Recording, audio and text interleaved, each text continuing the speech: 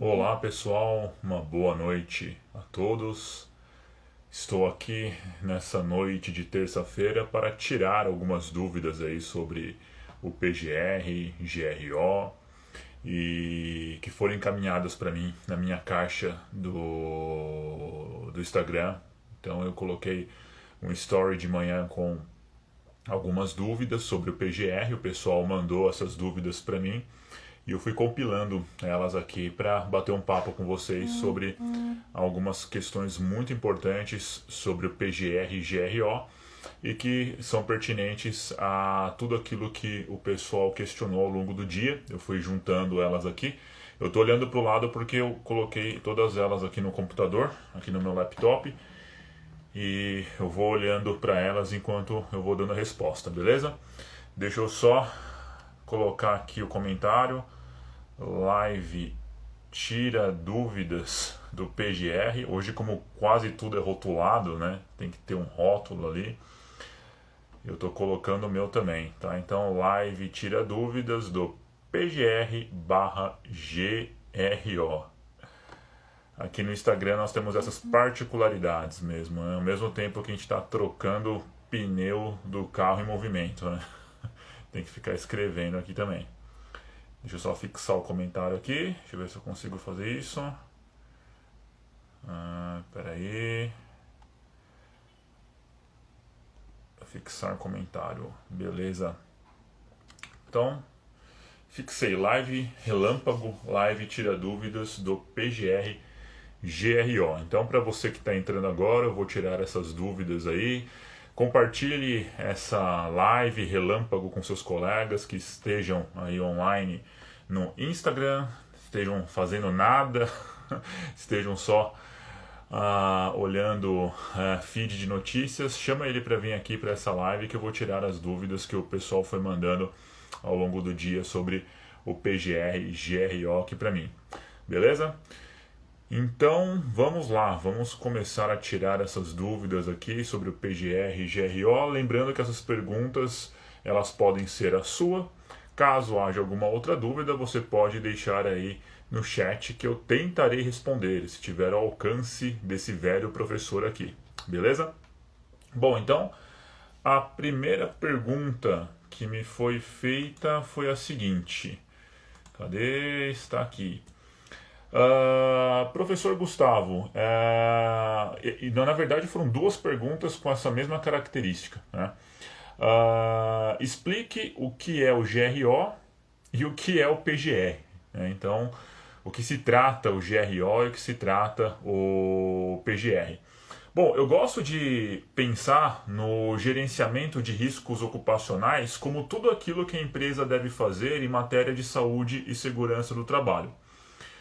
Se a gente for pegar as lives da Fundacentro, do professor Gilmar Trivelato, dos pesquisadores que estão à frente do PGR e das pessoas que estão à frente do Programa de Gerenciamento de Riscos, vocês verão que se trata de uma análise que ela está subdividida em duas partes. O GRO ele seria uma etapa onde nós realizamos a identificação do perigo, nós fazemos uma análise de risco e propomos medidas de controle, certo?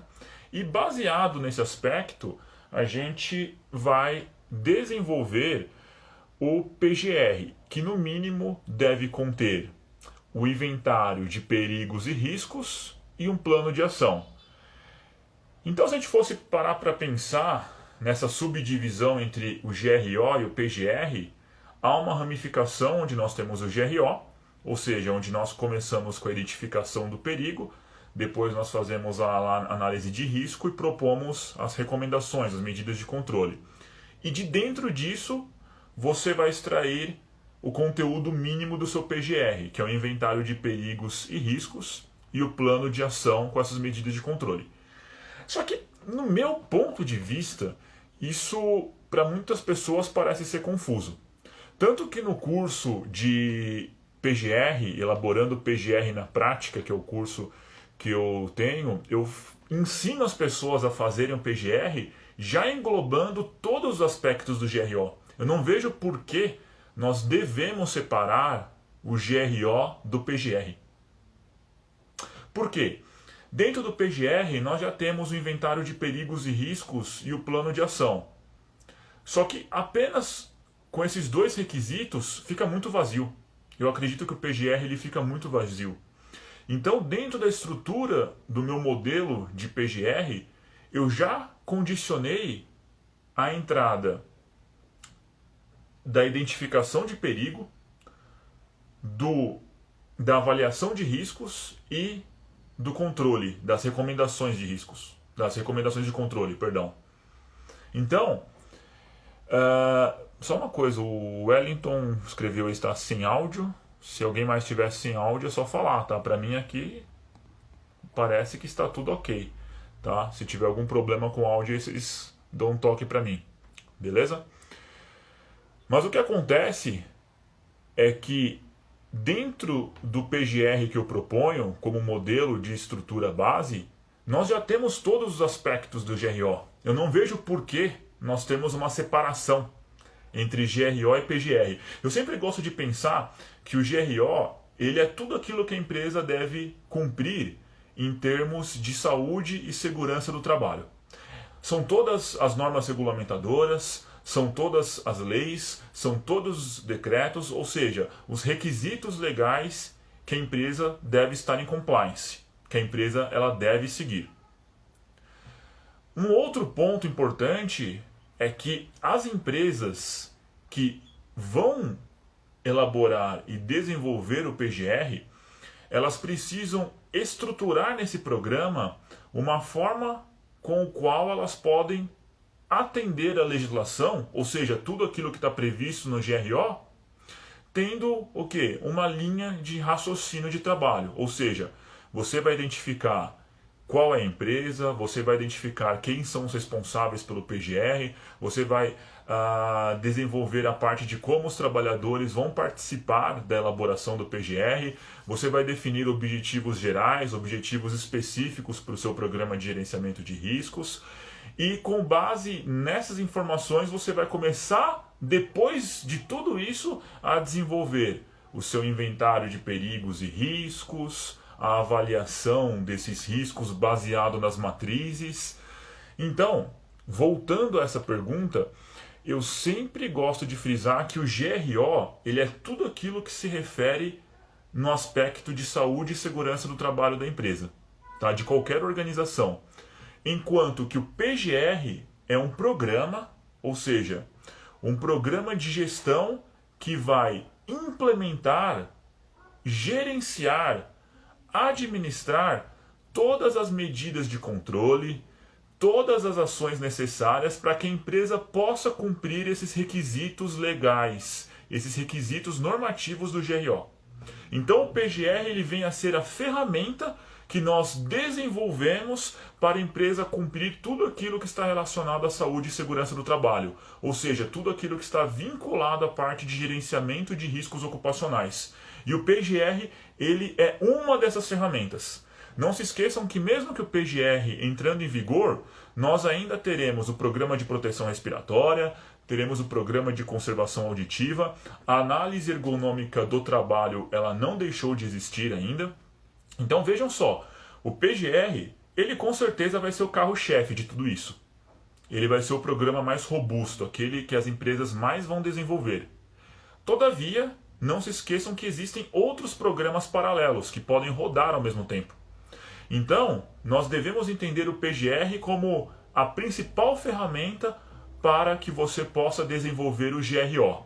E o GRO nada mais é do que toda a parte de atendimento à legislação e gerenciamento que a empresa deve desenvolver para demonstrar que ela está em compliance, que ela está atendendo todos os requisitos legais que são impostos a ela. Só que para o PGR fazer isso, ele precisa ser um programa de gestão efetivamente. Se o PGR ele não for um programa de gestão que atue de uma forma assertiva, de uma forma com objetivos e metas traçados, ele estará fadado ao fracasso igual ao PPRA. Isso é fato. Tá? E me desculpem aqueles que acreditam que o PPRA não tenha fracassado, mas para quem vem acompanhando a segurança do trabalho há 13 anos, como eu venho, e converso com as pessoas que idealizaram o PPRA há mais de 25 anos, em 1994, a gente consegue perceber como o Programa de Prevenção de Riscos Ambientais ele foi interpretado de uma forma errada. Então, independente do nome do programa, se a gente não souber fazer o gerenciamento dele, meus colegas, não importa o nome que for, não importa a norma que for, qualquer programa de gestão estará fadado ao fracasso. Então, eu acredito que eu tenha respondido essa primeira pergunta. Segunda pergunta: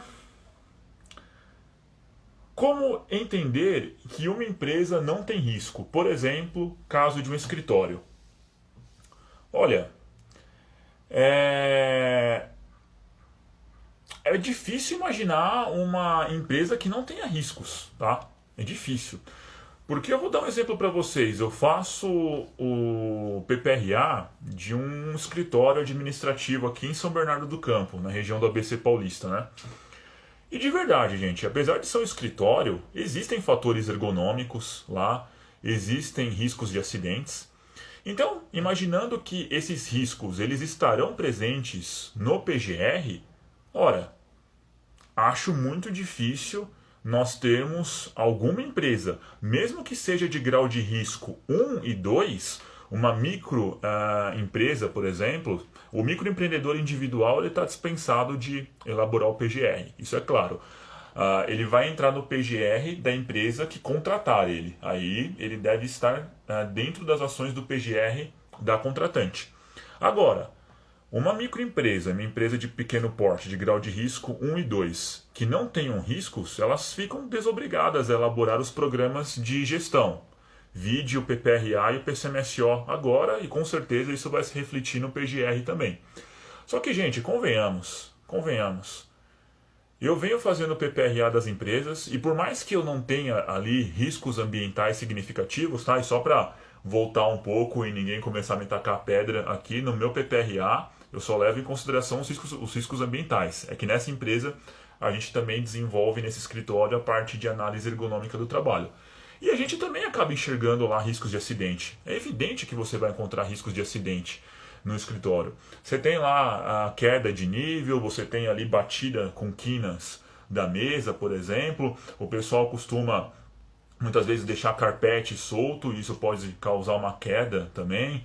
Existe ali o uso de cadeira, mobiliário, e tem os aspectos ergonômicos, biomecânicos e organizacionais da atividade.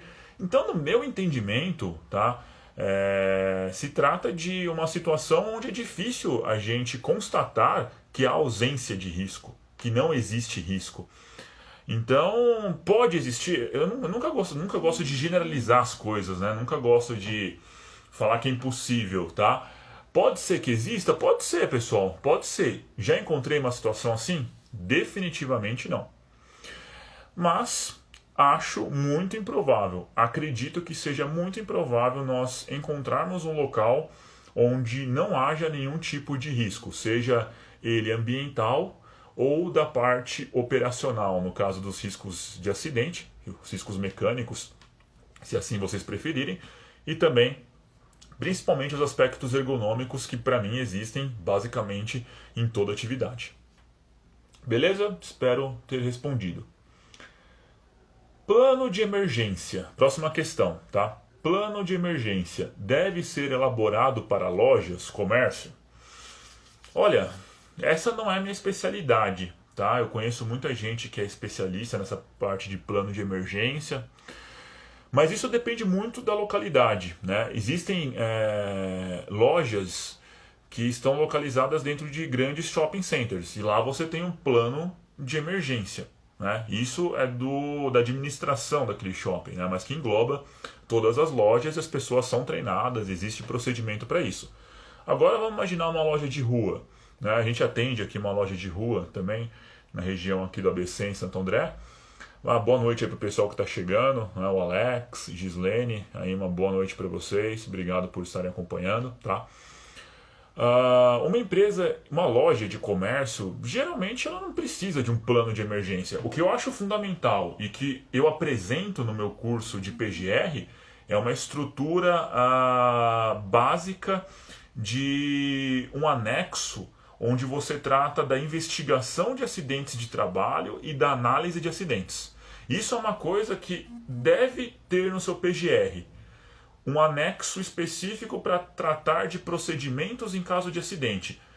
Onde a pessoa vai ser encaminhada, qual que é o tipo de protocolo, qual que é o tipo de fluxograma, ou seja, quais são as ações necessárias para que aquela pessoa ela possa ser atendida e como vai ser analisado essa questão do atendimento a esse acidente. Se for uma doença ocupacional, se for um acidente típico, quais são os procedimentos que a empresa deverá seguir?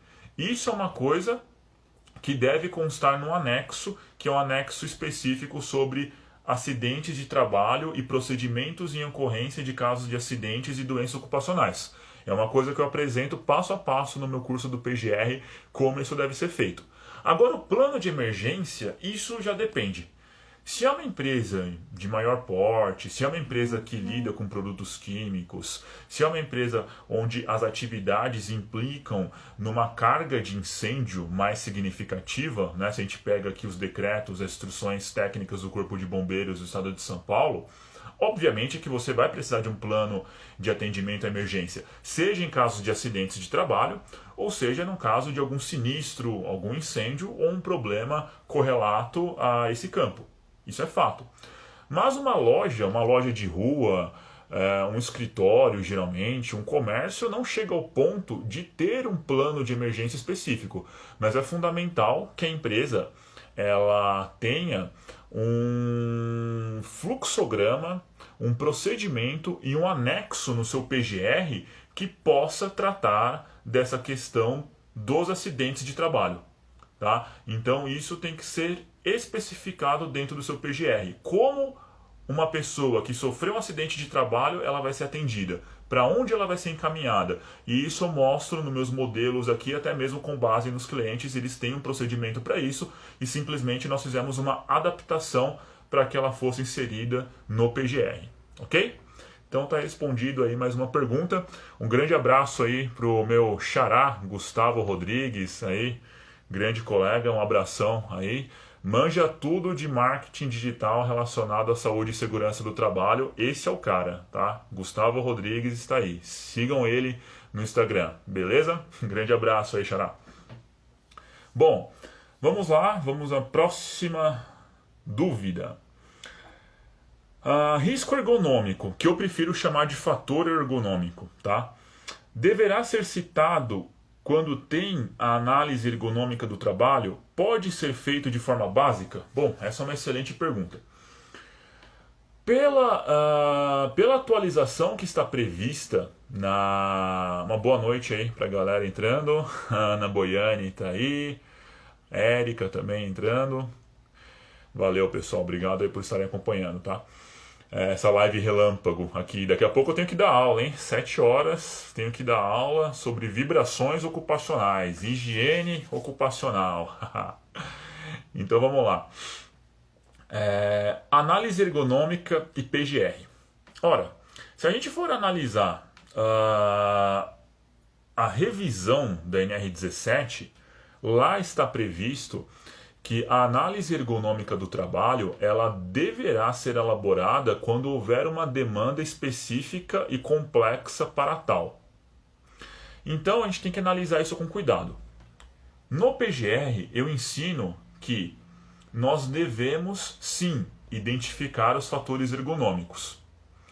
Aqueles de origem biomecânica são os mais fáceis da gente identificar, ou se vocês preferirem, os menos difíceis. Porque aspectos organizacionais e cognitivos, eles exigem um tratamento diferenciado. Eu, como um profissional de higiene ocupacional, de segurança do trabalho, mesmo sendo da área de engenharia, eu não consigo fazer uma análise ergonômica englobando aspectos cognitivos. e muitas vezes até mesmo organizacionais. Isso depende de uma avaliação de uma equipe multidisciplinar, compostas por psicólogos, enfermeiros do trabalho. Até vi que a Odete Sanches está por aí, grande amiga, colega aí da área. Não sei se você está aí, Odete, um beijão para você. Profissionais da área de recursos humanos, administradores. Então, se a gente for pensar num levantamento e identificação de fatores ergonômicos que podem ser solucionados por meio do PGR, então eu tenho um problema lá de mobiliário na empresa, que são ajustes de mobiliário em relação à altura da mesa, cadeira regulável, quinas vivas nas mesas, onde nós colocamos bordas arredondadas. Vocês estão me entendendo? Aspectos que são simples. Você não precisa elaborar uma análise ergonômica do trabalho complexa para resolver esse problema. Não. Por meio do seu cronograma de ação, do seu plano de ação do PGR, você consegue fazer isso. E no meu curso de PGR eu dou demonstrações disso. Quais são fatores ergonômicos que podem entrar no PGR ou não? Eu tenho clientes onde nós desenvolvemos a análise ergonômica do trabalho e nós usamos as informações, nós usamos a informação da análise ergonômica como uma referência até mesmo para abastecer o PGR de informações. Só que a gente tem que separar a parte de ergonomia em algo que a gente consiga resolver através do PGR, que nós possamos resolver por meio dele, através da identificação do fator ergonômico, a análise desse fator ergonômico e um plano de ação. Simples assim. Agora, situações onde nós temos afastamento por conta de CID-F, que são doenças de origem psicológicas, psiquiátricas, onde há uma demanda muito mais específica por causa da organização do trabalho, a pressão no trabalho, assédio moral, questões de relacionamento vertical e horizontal. Opa, pera lá, a gente precisa analisar isso com mais cuidado. E não acredito que o PGR se propõe a ser uma ferramenta com esse objetivo. Nesse caso, entra a figura da análise ergonômica do trabalho. E isso vai até de encontro uma boa noite aí para o engenheiro Marcelo Lima com a gente também. Abração para você, Marcelo. E aí vai até ao encontro de uma pergunta que foi feita aqui também, uma outra pergunta. Compensa já inserir as questões de ergonomia no PGR ou melhor aguardar as mudanças na NR17? Olha, compensar compensa, porque você precisa fazer o PGR tendo um olhar sistêmico, um olhar do todo, um olhar geral, não fragmentado. Eu vou olhar apenas para os riscos ambientais, depois eu olho para os demais fatores de risco. Não, você precisa ter uma visão holística de todos os seus processos e atividades, considerando os aspectos e fatores ergonômicos. Entretanto, foi o que eu disse, a gente precisa aguardar ainda a atualização da NR17, que não foi feita, tá? Existe lá o texto base, que já foi até mesmo compartilhado, as pessoas já tiveram acesso, mas não é algo que esteja promulgado, ou seja, que já está previsto na portaria 3.214 de 78, ou seja, que já esteja em vigor. Então a gente tem que tomar cuidado com isso, beleza? Mas vale a pena já inserir esses fatores ergonômicos no seu PGR? Claro, com certeza, mas ressalto aquilo que eu falei. Devemos entender bem o que pode ser tratado no PGR e aquilo que deve ser objeto de estudo de uma análise ergonômica do trabalho, por meio de uma equipe multidisciplinar. Ok? Para você aí que está chegando, dá a sua curtida. Eu não sei como é que chama aqui no Instagram, se é curtida, se é coração, sei lá o que é, mas de qualquer forma, se vocês puderem deixar aí, eu agradeço. Se vocês estiverem gostando, tá? Então, deixa aí seu like, compartilha aí depois com seus colegas, beleza? Elisandra, é isso? Elisandra, perdão, não sei se estou pronunciando corretamente. Ela escreveu: boa noite, estou finalizando TST, mas ainda estou apreensiva. Gostaria de um norte para que eu possa prosseguir e escolher algo que se encaixe. Olha, eu sempre falo que você, quando faz um curso de técnico de segurança do trabalho, e isso eu falo para os meus alunos, ou até mesmo na pós-graduação, você tem que escolher uma linha de trabalho. Ou você vai ser um profissional genérico, aquele que vai trabalhar gerenciando uma equipe numa empresa e vai atuar em diferentes áreas, ou você vai escolher um ramo onde você vai se aperfeiçoar, onde você vai ser um profissional que vai ter um conhecimento mais específico, o chamado especialista, né? Eu escolhi higiene ocupacional, não é novidade para ninguém aqui, mas acredito que você deve escolher uma linha para você seguir, seja na área de perícia, máquinas, equipamentos, combate e prevenção, independente da área que você escolha. Mas ó, escolhe higiene ocupacional, tá? Fica a dica, tá? Então, você deve escolher um caminho para seguir, ou você pode ser um profissional mais generalista. Isso vai depender das circunstâncias que chegarem para ti. Se você vai fazer o estágio numa empresa e já vai trabalhar no SESMIT, talvez você seja a priori um profissional generalista e depois você pode ir se especializando. Mas tudo isso vai depender daquilo que você coloca como objetivo. É imprescindível que você tenha um objetivo, que você trace aquilo, uma meta e um objetivo onde você quer chegar. Tá? As metas são a escadinha que você vai subindo todo dia até chegar no seu objetivo final. É importantíssimo que você trace, tá, essas metas e objetivos para que você possa, em médio e longo prazo, ir alcançando-as e vendo como você vai se desenvolver como profissional. E acredite, quando você estabelece metas e objetivos e define o caminho daquilo que você quer seguir, tudo acaba ficando mais fácil ou menos difícil, tá? Mas é isso que eu sempre falo para os meus alunos: definam aquilo que vocês querem fazer. Se você quer trabalhar num determinado segmento econômico ou se você quer se especializar numa determinada área, mas tenha um norte, tenha uma linha de carreira, tá? Para que você possa se aperfeiçoar. Um grande abraço aí para Márcia Ramazini, que está aqui também. Ô Márcio, o Zeus está aqui por perto, aqui não dá para ele mostrar, tá meio bagunçado aqui, mas o Zeus está aqui do lado, aqui dormindo. Para quem não sabe, o Zeus é o meu filhão aqui de 4 patas, e digo filhão mesmo, tá? Última pergunta. Um inventário, acredito que o inventário de perigos e riscos pode ser separado por tipo de risco? Olha, poder ele pode. Isso pode te dar uma linha de organização maior.